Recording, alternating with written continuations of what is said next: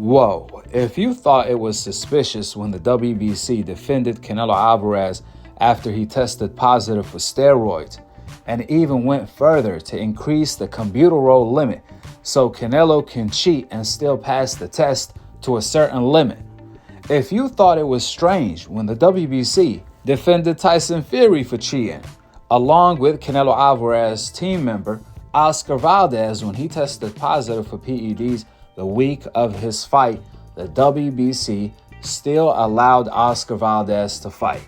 Well, it didn't stop there, and it won't stop there, as the WBC defended countless of cheaters.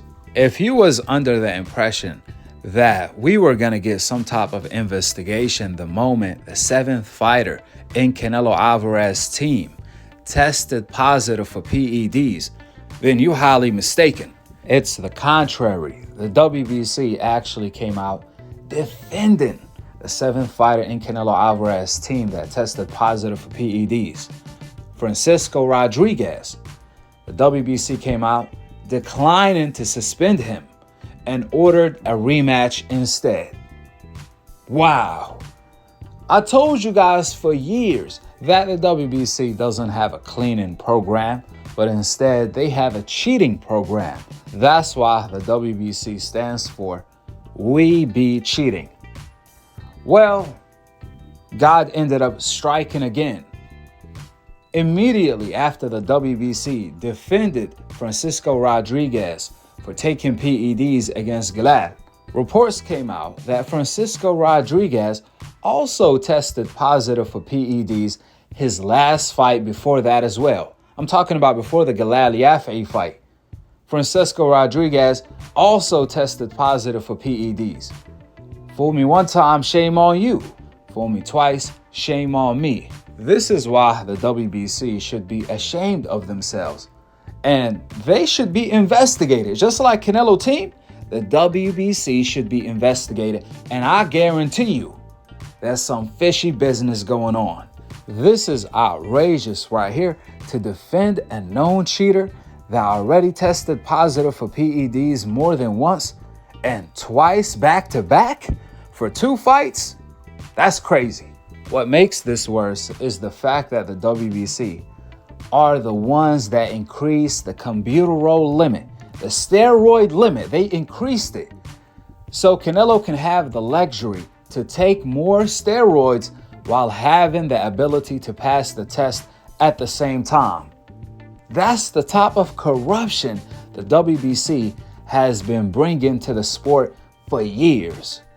And that's why I told you guys, when Turkey announced, along with Dana White, that TKO is trying to change the Muhammad Ali Act so every company can have their own belt, I agree with that. I think that's a great thing for the sport, as long as VADA testing year-round for every fighter that participates. Surely Turkey got the money for it. If he does that, then that's going to be a very successful lead. Think about it. If you are investing billions into a sport, would you want organizations to have control over your money, telling you how to rank fighters and defend cheaters for taking steroids, increasing the steroid limit, and creating more belts so fighters can duck, like the franchise belt that was given to Canelo and Lomachenko to duck both Devin Haney and Jamal Charlo. Thanks to the WBC, Canelo have successfully ducked a lot of fighters in the sport, like David Benavidez, for a half of decade. So when is this corruption gonna stop? Might as well announce that steroid is legal. That's what the WBC should do.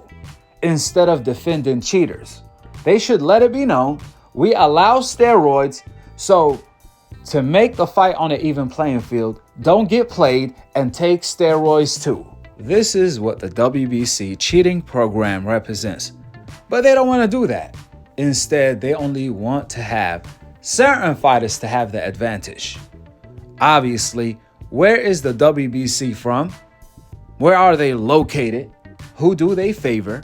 Who did they increase the steroid limits for after 5 Mexican fighters tested positive for PEDs in a short period? Boxing is all about race, nationality, and pride, and it's more than fair to say that the WBC is hella corrupted and needs to be investigated, at the very least. With that being said, go ahead and drop your thoughts on the WBC corruption. We be cheating on the low-key corruption. Subscribe below, and to be continued on the next episode of Akhi, TV. Wa alaikum assalam wa rahmatullahi wa barakatuh. The news that came out Saturday the other day, I want to touch on this Francisco Rodriguez thing because it's a bizarre one for me. It's been turned into a no contest, but that rematch has been ordered, and as the WBC have found that it was accidental ingestion. What do you make of what's come out, and is that something you're going to explore? Because it's not as bizarre as what I'm about to tell you, which is I found out last night that Francisco Rodriguez also failed a drugs test in his last fight in Texas. And I mean, I just can't really believe what's going on. I think all fighters need the opportunity to clear their name, right? They need a fair trial. But to see that happen in a 2-week period, like, you know, and just to come out and say, yeah, it was accidental and on we go. I mean, I've been in that process before. It took us 2 years to clear Conor Benn's name with 4 different hearings. This seems to be 2 weeks. And I phoned Maurizio.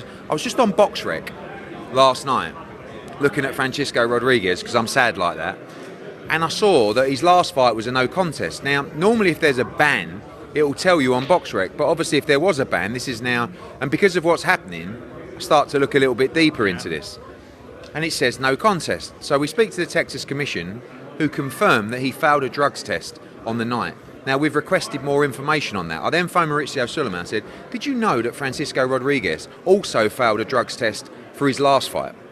And he said, no, I didn't. I said, well, like, you know, I mean, firstly, let's see the information around that. But the reality is if this is a second offence or a second drug test in a row, surely we have to look at that. And how on earth can you order? I mean, even if it was one test, how can you order a rematch? Like, Galal Yafai has just boxed 12 rounds with a guy who unquestionably, whether it was intentional or not, had performance-enhancing drugs in his system. This is a very simple situation. That's to be dealt with.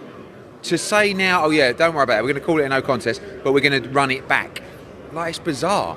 Now as well, with this, also, it's not really down to the WBC in terms of the ruling from the Commission. The British Boxing Board of Control, via UKAD, will now have to make a decision regarding his suspension.